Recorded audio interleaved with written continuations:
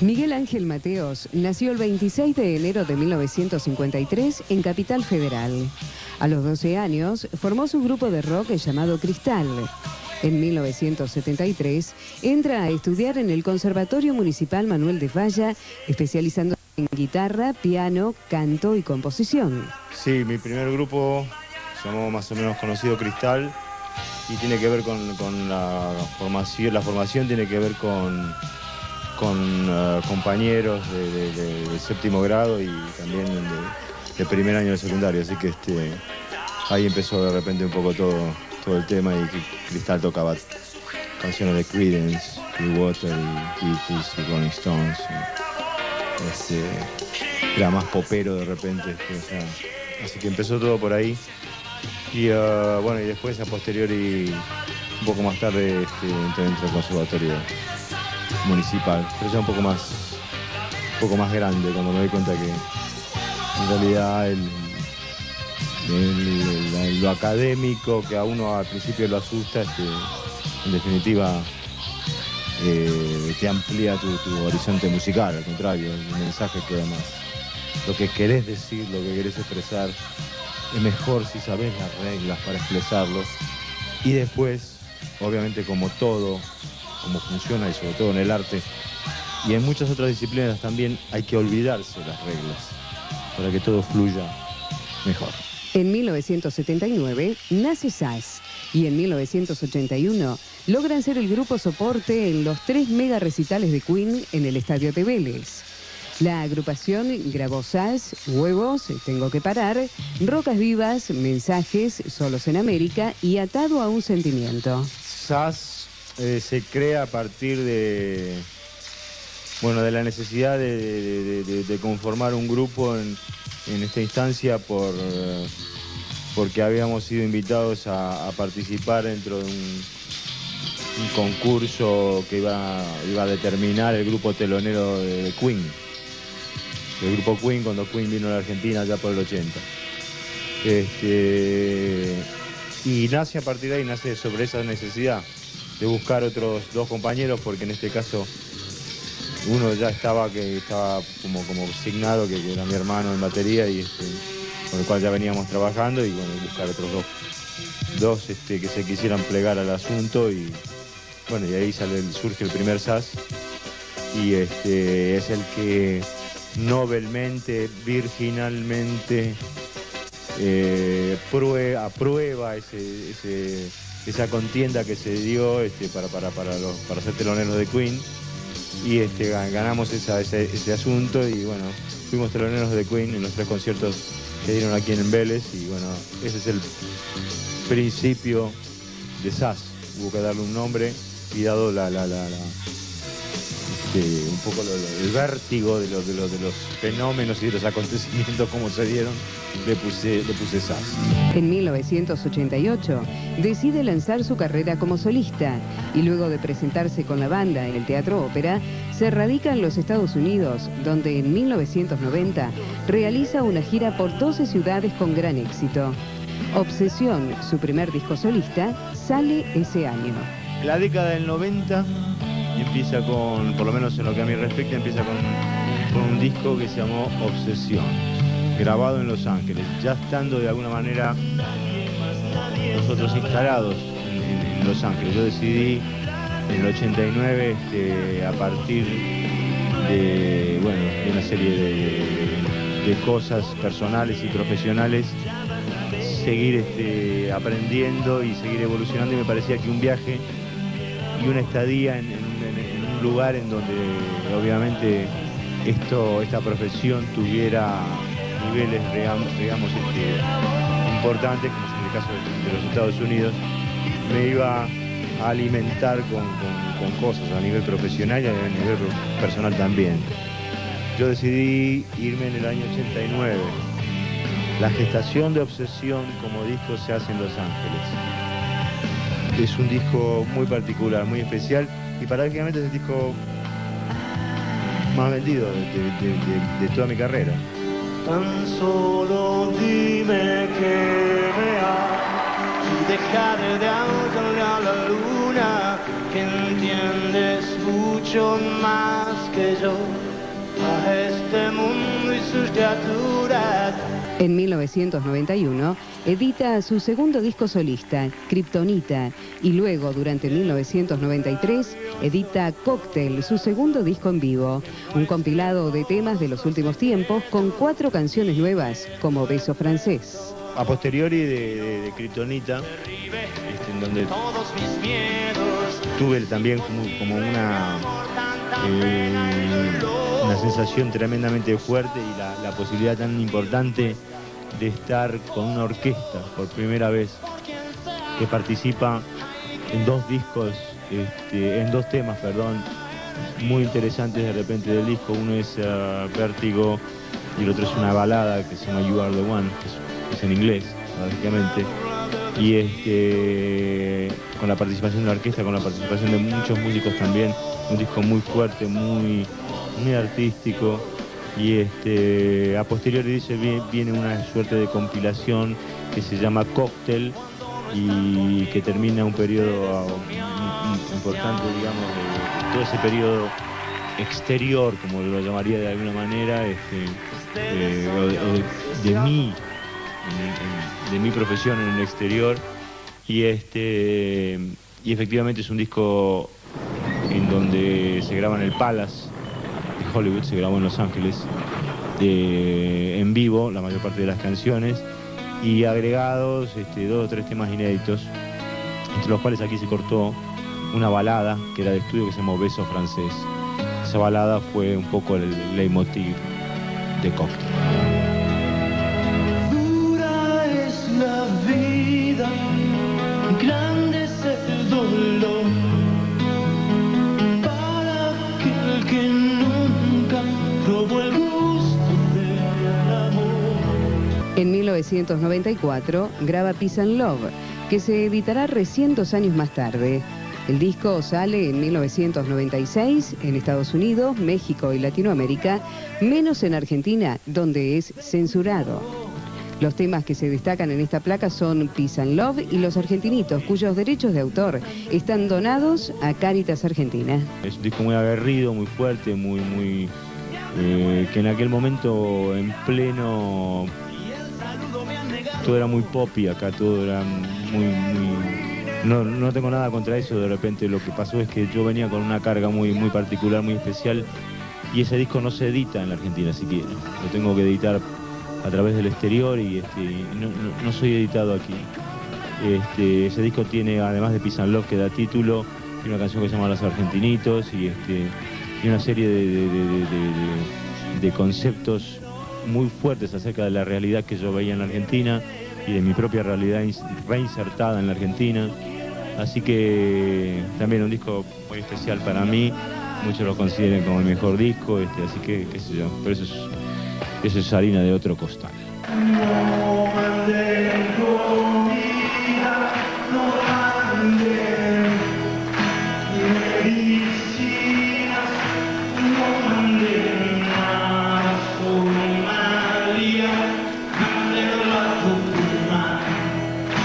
En octubre de 1998 sale a la venta Bar Imperio, su único disco para la compañía Universal. En el año 2001 se presenta en el Teatro Astral, en un recital de casi 4 horas. Allí graba un disco doble en vivo con muchos de sus temas más conocidos y varios temas nuevos. Un disco también, vuelvo a reclutar músicos y coproductores y Brian Reeves, que buscaba al ingeniero, hacía tiempo que estaba buscando al ingeniero, que había grabado clásicos con Billy Idol, que para mí siguen siendo clásicos hoy día, y con mucha otra gente, y de repente lo conseguí. En el momento que lo conseguí, fuimos a grabar con él, y bueno, realmente un disco que tiene canciones, tiene muy buenas canciones realmente. Es decir, yo sigo hoy escuchando ese disco y me parece que de repente en su contexto, bueno, se escuchó básicamente Bar Imperio, pero había muchas otras canciones que estaban en ese nivel o quizá de repente en el mejor nivel de mis composiciones. Fatalidad es una, todo el mundo quieto, hasta encuentra un lugar, que es una canción tan sencilla. Me parece como que ese disco tiene muchas cositas de repente.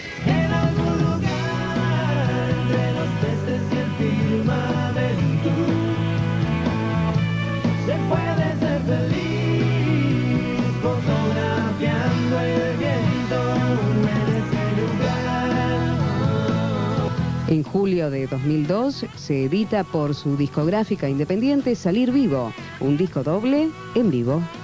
Al hacer Salir Vivo, que era un disco de antología doble en el cual hacía como una especie de referencia y de resumen de 20 y pico de años, 22 años en el momento de Salir Vivo, que fue en el 2002, de mi carrera, decidí poner Peace and Love, la canción que da título al disco, en versión en vivo, y además hacer una versión de Los Argentinitos también en vivo, que se grabó en la oportunidad de los conciertos que dimos en el Teatro Astral aquí en Buenos Aires.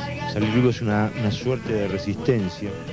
La única función, a mi juicio, en lo que tiene que ver con la palabra resistir, la única relación que yo le veo es con la palabra crear, no con la palabra meramente de reacción, como se suele tener como concepto. En el 2003 edita un EP con remixes de Salir Vivo y Sálvame, y en julio se presenta en el Teatro Metropolitan de México, donde se graba el DVD que saldría a la venta en el 2004.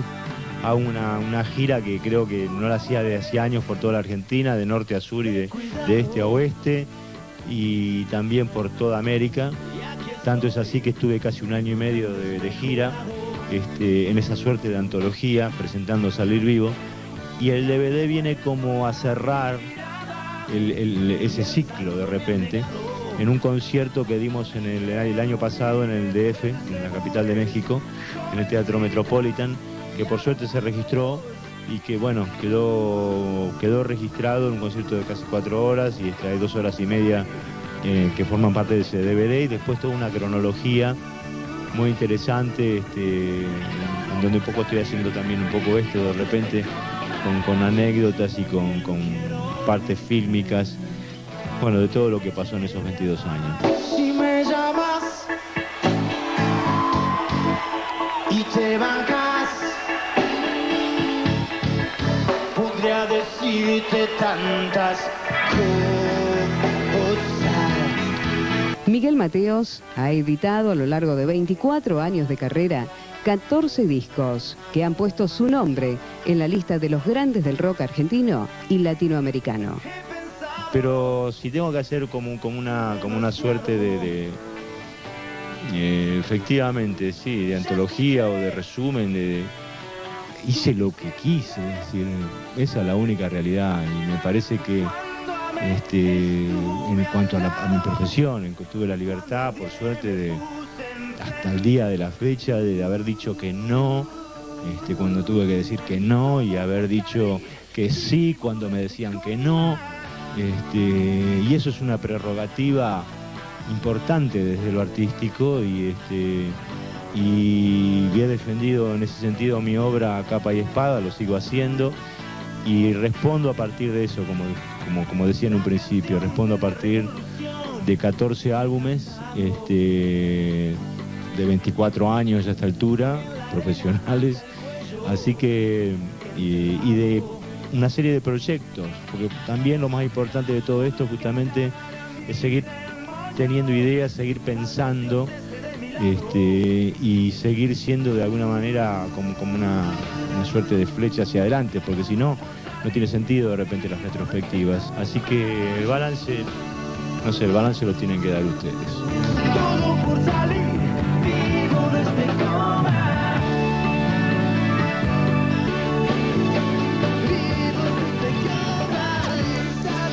Un gran músico argentino a mi derecha, el señor Miguel Mateos, que va a estar brindándonos el concierto esta noche. Buenas noches, Miguel. Buenas noches a todo el público que vino a ver el concierto. Gracias, placer. Y antes te quiero comentar que sí, está el Club de Amigos de Miami, Colombia, Costa Rica, Chile, México, que lo está mirando por internet, sí, y por supuesto en toda Argentina, Mar del Plata, Córdoba, Mendoza, Santa Fe, Salta, San Juan y Ushuaia. Si me olvidé alguno, que me perdonen, pero bueno, estos son los datos. Impresionante. ¿Cómo va, Miguel ¿Cómo andás? Mateos? Bien, bien. Bien, el hecho de estar tocando en vivo, ¿no?